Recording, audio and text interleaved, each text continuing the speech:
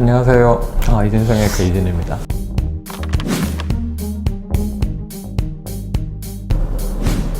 보통 가슴에 불만이 있어서 모양에 유방 확대술을 고려하실 때 가장 고민하시는 부분이 아프지 않을까, 그리고 하고 나서 이쁠까, 그리고 하고 나서 다른 문제 없을까, 이렇게 고민을 하시게 되는데, 첫 번째 아픔에 대해서 말씀을 드리면은, 우리가 수술 시에 출혈이 있게 되면은 고통이 수반이 됩니다. 그래서 수술 중에 술자가, 수술하는 사람이 피가 나지 않도록 지혈하는 과정, 피가 터지기 전에 미리 다 지혈을 해버리고, 그리고 적절한 보형물 크기에 맞는 포켓을 만들어서 수술을 진행시킬 때 수술 후에 고통은 거의 유발되지가 않습니다. 그리고 그 이후에도 우리가 고통을 느끼게 하는 신경을 차단시키는 늑간신경 마취를 하고 진통제를 적절히 쓴다 그러면은 수술 후에 아주 편안하게 회복이 가능합니다.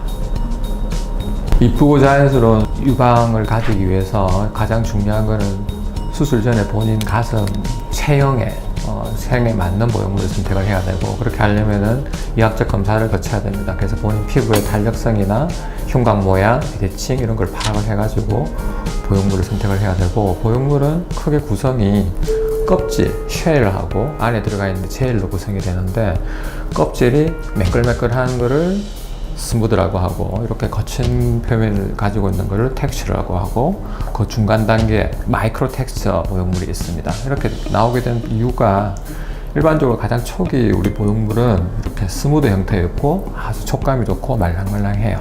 좋은데 문제는 얘의 단점이, 우리 수술 후에 생길 수 있는 구형구축이라는, 가슴이 딱딱해지고 우리 보형물을 싸고 있는 캡슐이 딱딱해지고 두꺼워지는 그런 빈도가 좀 높아서, 그런 거를 좀 방지하기 위해서 새롭게 나온 보형물이 텍스처드 스타일이었고, 이 텍스처드 스타일은 삽입이 되면은 우리 보형물 표면하고 캡슐이 착 달라붙어 있기 때문에 모양이 잘 유지가 되고 수술 후에 마사지를 하지 않아도 되는 그런 장점이 있어요. 대신에 또 단점은 우리가 스무드는 이렇게 안에 들어가 있는 젤이 말랑말랑하다 보니까 모양이 무너지는데, 물방울 보형물은 이렇게 모양을 유지하기 위해서 젤들을 이렇게 조금 탄력성 있게, 응집력 있게 만들어 놨기 때문에 수술 후에 환자분들이 약간 스무드에 비교해서는 조금 단단한 느낌이 들어요 하는 불만이 생기게 됐어요.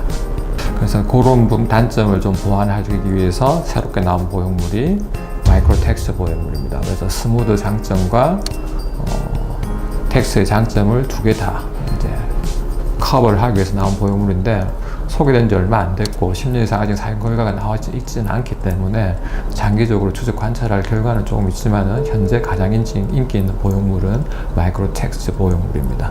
수후에 가슴이 많이 늘어졌다든지 탈성이 줄고 늘어져 있는 거, 지금 처져 있는 가슴인 경우에는 물방울 보형물을 쓰는 게 굉장히 추천되고 있습니다.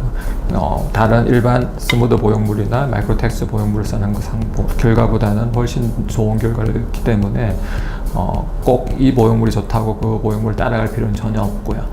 그리고 만약에 본인 가슴 흉곽이 비대칭이 심하다든지, 아니면은 우리 수술 후에 비대칭이 상당히 고려될 경우에는 물방울 보형물을 사용하는 게 훨씬 좋은 결과를 이야기를 할 수 있습니다.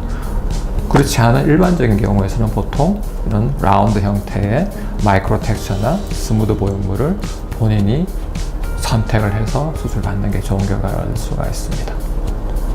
수술 후에 이제 가장 크게 생길 수 있는, 그리고 가장 흔히 생길 수 있는 합병증이 구형구축입니다. 구형구축은 보형물을 싸고 있는 캡슐이 두꺼워진다든지 사이즈가 작아져 가지고 보형물 자체에 변형이 생긴다든지 촉감이 딱딱하게 되는 건데, 주로 생기는 원인이 바이오필름이라는 설이 제기가 되고 있습니다. 바이오필름이라는 것은 세균이 형성한 막입니다.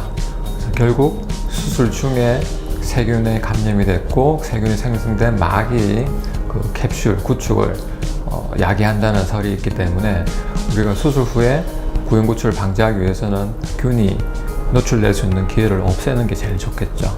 수술 중에도 가능하면 출혈이 없고 수술 시간이 짧고 명확하게 수술이 진행이 되는 게 가장 좋습니다. 그래서 깨끗하게 포켓을 만들어서 특히 이렇게 텍스처 모형물 같은 경우는 표면이 일반 스무드에 비해서는 굉장히 표면적이 넓어요. 넓고 세균이 감염될 일이 많기 때문에 이런 캘러퍼넬 같은 걸 써가지고 술자의 손에도 가능하면 직접적인 컨택이 없도록 해서 이걸 이용해서 넣게 됩니다. 우리가 세균에 대한 노출을 줄인다는 목적에서도 이 캘러퍼넬 사용은 추천되고 있습니다. 우리가 수술할 때 경로를 선택할 때도 일반적으로 알고 있는 겨드랑이나 밑주름, 유륜 쪽으로도 들어갈 수 있는데, 유륜 쪽으로 들어가게 되면 유관 쪽에 있는 세균한테 노출이 될 수가 있고, 겨드랑이 쪽으로 들어가게 되면 모낭 쪽에 있는 세균 쪽으로 노출이 될 수 있기 때문에 가능하면 제일 안전하게는 유방 밑선 절개를 사용하는 것이 가장 추천이 된다고 지금 현재 권장이 되고 있는 상태입니다. 유방 확대술은 근본적으로 우리 몸이 하는 보형물이 들어가게 되는 거고, 가장 품질이 좋은 보형물을 썼다 하더라도 공정 과정이나 시간이 흐르면서 결국 파열이 될 가능성이 있다는 걸 배제를 못하기 때문에 수술 후 1년이나 2년 간격으로는 초음파 검진을 받으셔가지고 유방 보형물에 다른 문제가 없는지 한 번씩 체크를 받는 게 전반적으로 좋은 결과를 유지하는데, 수혈을 하게 될 때도 보형물이 파열이 없는지를 확인을 하고 하는 게 우리 유아한테도 안전하게 우리가 수혈을 할 수 있도록 하는데 도움이 될 수가 있을 겁니다. 그래서 꼭 보통 여자분들은 2년에 한 번씩 유방검진을 꼭 받으시기를 권장드립니다.